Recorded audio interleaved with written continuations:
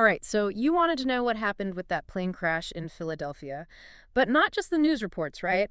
You're interested in what we can learn from how people were searching for information online. Yeah, it's like we're tapping into the city's collective thought process as the story was unfolding. Exactly. And we've got a mountain of search terms to look at.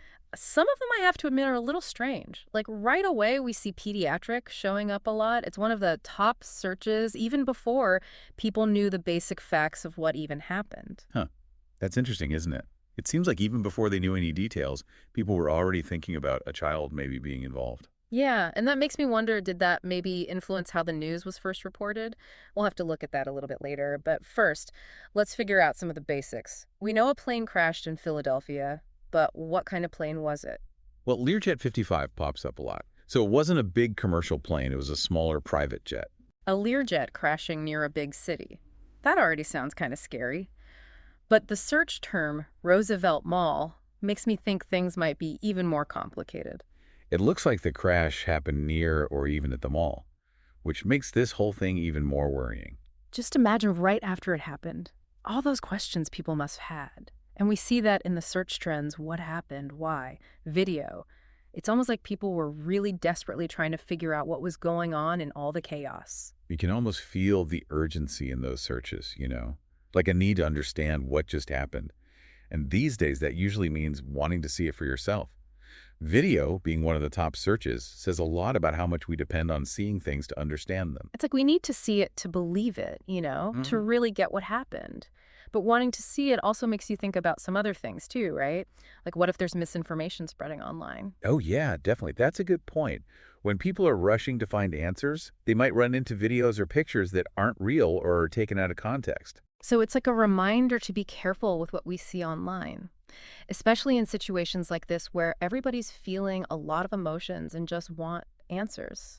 It's true. And while we're talking about all the ways people were searching for information, it's pretty interesting to see all the different ways people were typing things. We see Philly, Philadelphia, even plane dot crash, and they all mean the same thing. It's like a snapshot of the panic and confusion. Oh, yeah. People just typing whatever they can as fast as possible to get any information. Yeah, exactly. Nobody cares about grammar when something like this is happening. Yeah. It's all about speed and getting information. Okay, so let's recap. We have a Learjet 55 that might have had a child on board. It crashed near a mall in Philadelphia. And we've seen how people were frantically searching for answers, trying to find videos, and how all that urgency can lead to unreliable information. And don't forget about how people were feeling.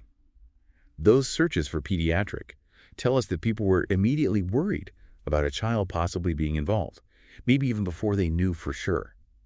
It makes you wonder how much our natural empathy shapes what information we look for and care about.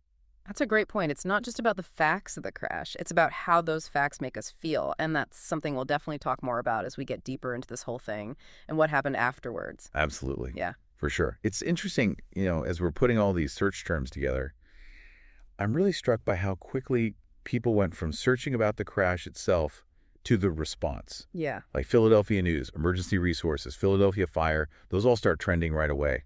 It's like this digital wave of worry going through the city. Everyone wants to know, is everyone okay? And what's being done? Exactly. And it's not even just about finding information. It's also about feeling safe again. When there's a crisis, those local institutions become really important. It's like that saying, local news is what happens when the world comes to your town. And suddenly all those local searches are so much more important. That's a good point. And if you look even closer, you see searches for Mayor of Philadelphia and even Josh Shapiro, the governor. Oh, interesting. So it's not just about how they're responding to the emergency right now. It's also about who's in charge and who's taking responsibility. Exactly. It shows how much we need to see someone in control, a leader, especially when things are scary and uncertain. And while everyone's focused on Philadelphia, we also see searches for crashes in other places like Texas, California, Missouri. It just reminds you that even though this event is what everyone's talking about right now, aviation incidents happen, unfortunately. It makes you think about the safety of air travel in general. Yeah, because every time something like this happens, we think, could that happen to me? Could it happen here? Which takes us back to what we were talking about earlier with people searching for video. It's normal to want to see what happened and try to understand it by watching it. But wanting to see everything can also be risky. especially when you think about how fast information spreads online and how easily misinformation can take over. Exactly. Someone might share a video saying it's from the crash, but it could be totally fake. Right. Or a photo might be real, but used in the wrong way to create a false story. It's like a game of telephone where the truth changes every time someone shares it. So how do we, as people looking for information, figure out what's real in all of this? It comes down to thinking critically and being media literate. You have to ask, who's sharing this? What's their reason for sharing it? Is this a source I can trust? So basically, don't believe everything you see, right?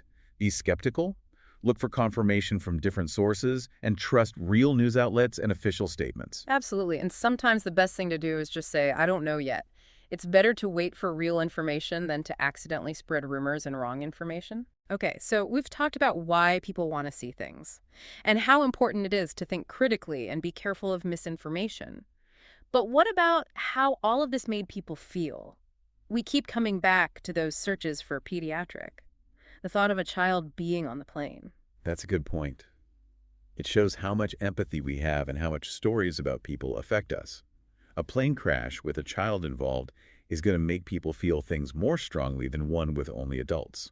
It makes us feel protective. Yeah. And it makes me think, did all that focus on the pediatric part maybe make people forget about other important parts of what happened? It's an interesting question. Did it change how the media reported on the crash? Did it change how the public saw the event? We don't know for sure, but it's something to think about when we look at the bigger story. It reminds us that even in a world full of data, our emotions still control how we see and understand information. And we can't forget that when we're trying to understand the real impact of something like this. You know, what's really interesting to me is that this whole conversation, this deep dive into these search trends, has been about more than just a plane crash. It's about understanding how we as a society react to things like this in the digital age. Yeah, it's almost like a study of how people look for information, all the anxiety, hope, and questions that come up when something like this happens. Wow, it feels like we've uncovered a lot already. From that initial shock and everyone trying to figure out what happened to all the worry for the people involved and looking to see who's in charge. Yeah, you're right. It really shows how these search trends give us a peek into something much deeper than just words. We're actually seeing the human side of a crisis as it's happening. And it's bigger than just this one event, isn't it? It kind of shows a pattern in how we all deal with information these days. Absolutely. We're constantly getting hit with news from everywhere. And our first instinct is to go to those search bars and try to make sense of it all. Yeah. But like we've seen, having all that information instantly can be good and bad. It's up to us to be smart about it and think critically about what we're seeing and reading online. Couldn't agree more. You have to remember that not every source is trustworthy. And sometimes the best thing is to just admit that we don't have all the answers yet. So a lot of what we talked about today comes down to being media literate, right? Knowing the difference between facts and guesses, being aware of biases, and knowing how to check if something's true before sharing it. It's a really important skill to have nowadays, especially online. And it's something we should all be working on no matter how old we are or how good we are with technology. So what does all this mean for you listening? What can you take away from our deep dive into the searches about the Philadelphia plane crash? Well, I hope it makes you think more about the information you see around you, to be a little skeptical of the news, to ask questions, and to always try to see things from different perspectives. And to remember that behind all those searches and data points are real people with real feelings. Empathy and understanding are just as important as knowing the facts when we're trying to figure out complicated situations. That's right. It's about recognizing that human element that's part of everything. So next time you see breaking news happening online, take a second to think about those search trends. Think about what they tell us, not just about the event itself, but about how people are reacting, what questions they have, and how they're feeling.